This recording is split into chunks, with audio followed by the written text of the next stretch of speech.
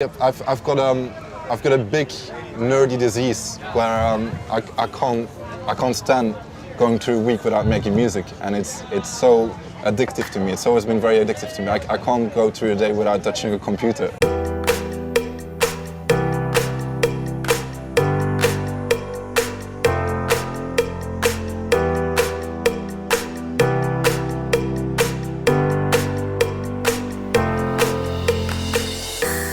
I think the first instrument I've ever touched was my grandma's piano.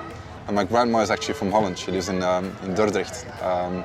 And I used to just fool around and just play stupid chords and find chords by just pressing each note and see what fits together. But I remember telling my parents I was so obsessed by finding right melodies that actually work together as a progression. And I've always been in love with piano. I think it's probably my favorite instrument. But after that, the first instrument I bought myself was a drum kit to make my neighbors hate me and make a lot of noise.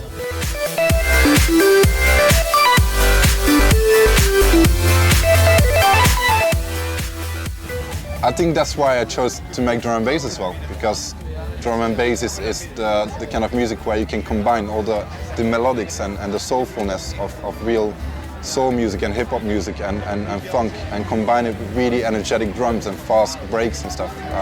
And I think that's the two things I really like, and drum and bass is a genre that really lets you combine those two things in really energetic dance music.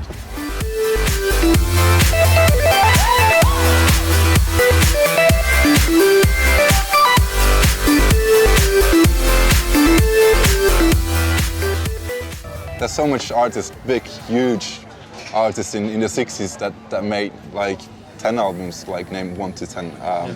So that kind of backed me up.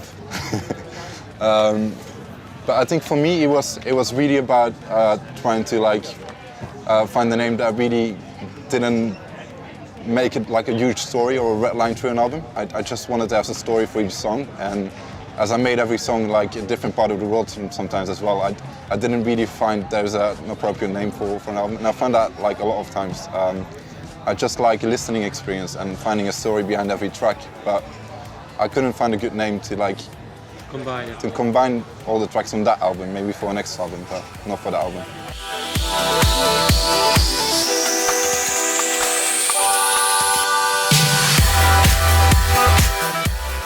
It's something I grew up with, so I'll always have a love for drum and bass. I even like the old school, proper, hard drum and bass still. But I think for myself, I just like to experiment with a lot of new stuff. And for the next record, there's going to be some disco on there, maybe some reggae, a lot of hip-hop influences, some real soul music, and I just want to keep experimenting with that. I don't want to get stuck in this little room where everybody expects you to make the same drum beat every time in the same tempo.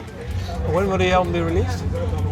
That's a good question. We hope to get it out early next year, hopefully between February or March or something.